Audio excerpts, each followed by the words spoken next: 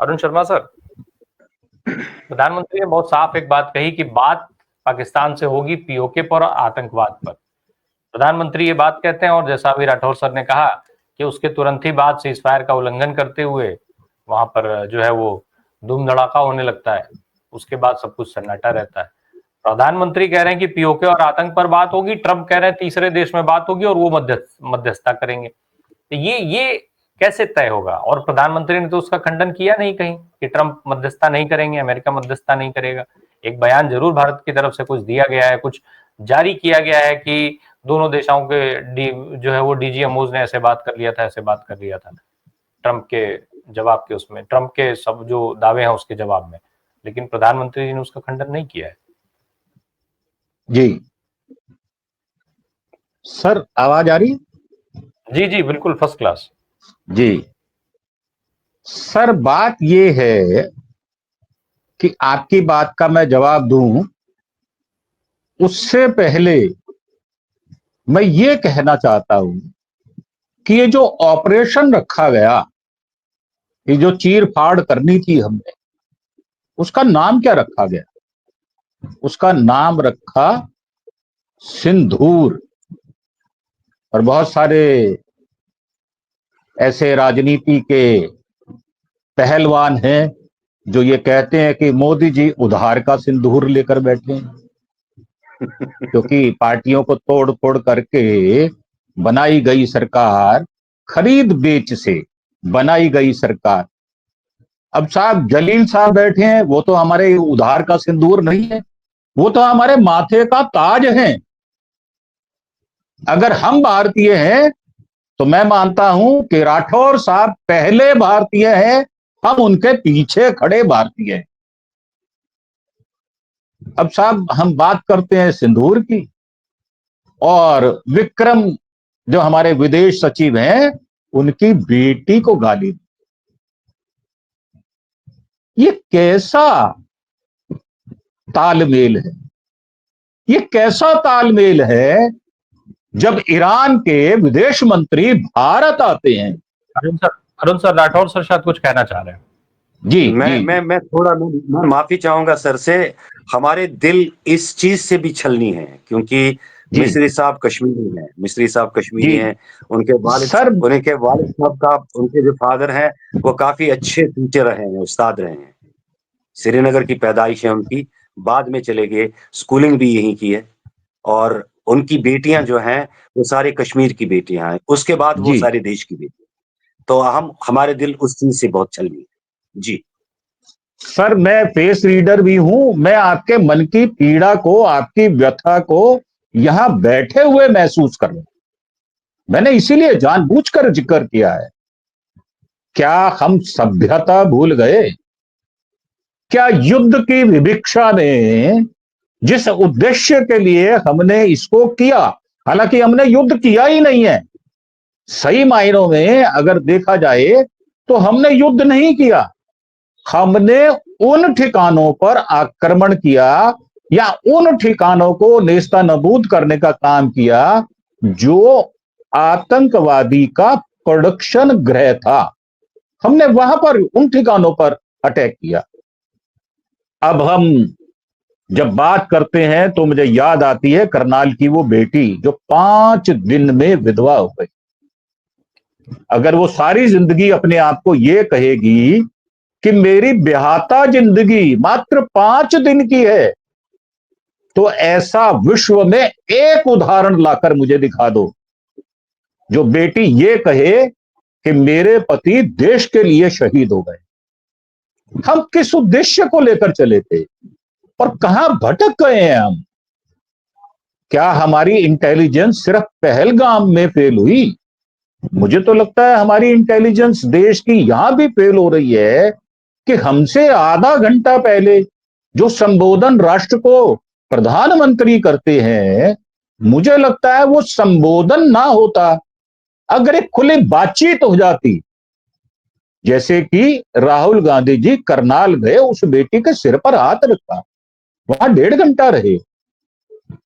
मैं लखनऊ आया, मैं आपसे मिलकर गया, किस लिए? ताकि मैं राम प्रकाश जी की पर्सनैलिटी को जांच सकूं।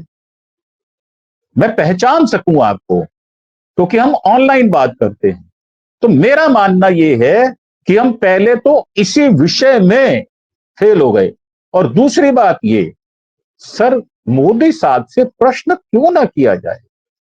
मेरे प्रधानमंत्री हैं, वो मेरे देश के प्रधानमंत्री हैं, मेरा हक बनता है, मैंने उनको वोट दिया है, मैंने उनका समर्थन किया है। 146 करोड़ लोगों को इकट्ठा करने में मेरी भी सहभागिता है।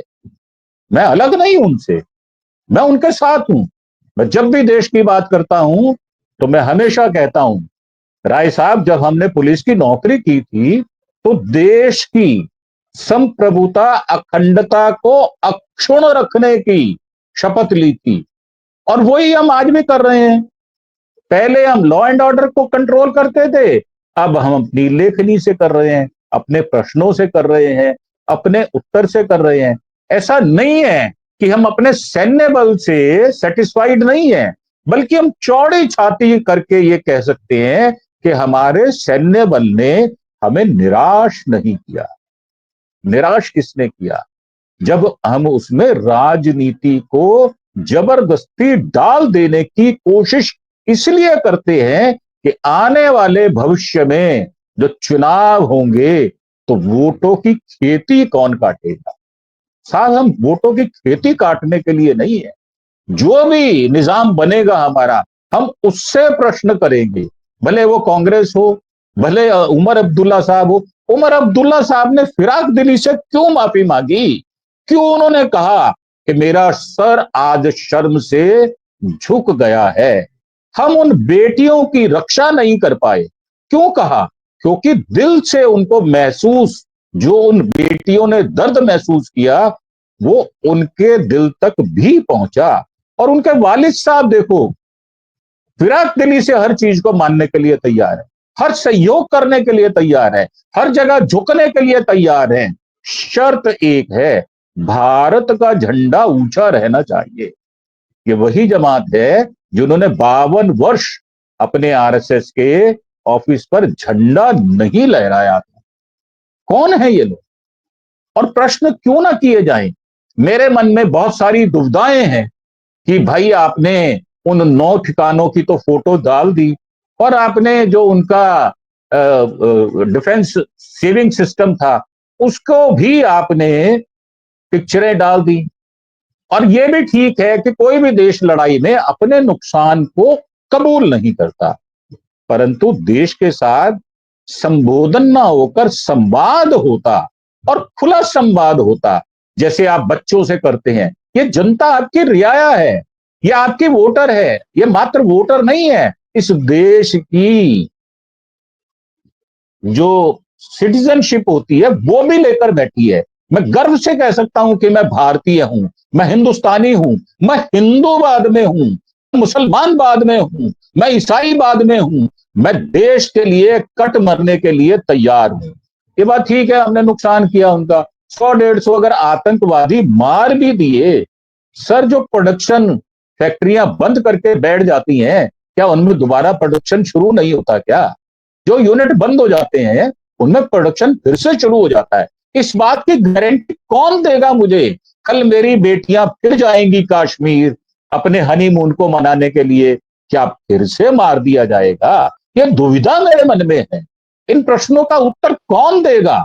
वही देगा जो आज सत्ता में बैठा है, जिसको हम किचन कैबिनेट कहते हैं। वो राजनाथ सिंह साहब हैं, हमारी जो फाइनेंस मिनिस्टर है वो हैं, हमारे विदेश मंत्री हैं, हमारे एनएसए डोभाल साहब हैं, हमारे प्रधानमंत्री हैं, हमारे गृह मंत्री हैं।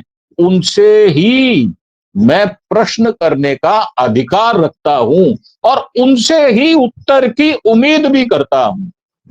ऐसा नहीं है कुछ अनसुलझे प्रश्न मेरे मन में रह जाएंगे और मैं चुपचाप बैठ जाऊंगा।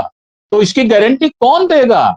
कैसे भेजूंगा मैं अपने ग्रैंडसन को कि जाओ शादी का जश्न मनाने कश्मीर चले जाओ? और कश्मीर वाले उनकी फिराक दिली देखो, वो दोनों हाथ खोल के, दोनों बाहें खोल के हमें गले लगाने के लिए बैठे हुए हैं। वो व्यापार की चिंता नहीं कर रहे, जान की चिंता नहीं कर रहे, एक मुट्ठी बनकर वो खड़े हो गए और उन्होंने कहा कि हमारी जान बाद में, हमारे मेहमान की जान पहले।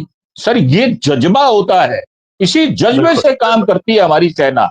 तो मेरा मानना यह है सेना ने अपना काम किया, ये भी बात ठीक है। मैं एक तरफ मान लेता हूं चलो कि एक बार हमारी किचन कैबिनेट ने भी काम किया, परंतु जो संशय वाले स्थान रह गए उनके उत्तर कौन देगा, उनकी गारंटी कौन देगा, उनके लिए हमें डंडासा कौन बधाएगा? वो सिर्फ और सिर्फ या तो मोदी साहब करेंगे। ट्रंप साहब की बात को मैं इसलिए भी सीरियसली नहीं लेता, ऐसा बिल्कुल आप गूगल करके देख लो, वैसे भी अमेरिकन से पूछ लो, वो दिन में 100 बार झूठ बोलते हैं, 100 बार तो हमारे मोदी साहब भी झूठ बोलते हैं। पर आज हम उनकी उस विषय में बात नहीं करेंगे, उधर हम जाएंगे ही नहीं। परंतु जहां हमको जाना है, जो प्रश्न यक्ष प्रश्न है, जो मेरे सामने खड़े हैं, मेरे बच्चे मुझसे पूछते हैं कि पापा अगले साल में कश्मीर जाऊं, तो मैं कहता हूं जाओ, तो उनके उत्तर कौन देगा? दरअसल बात यहां आकर रुकती। जी बिल्कुल।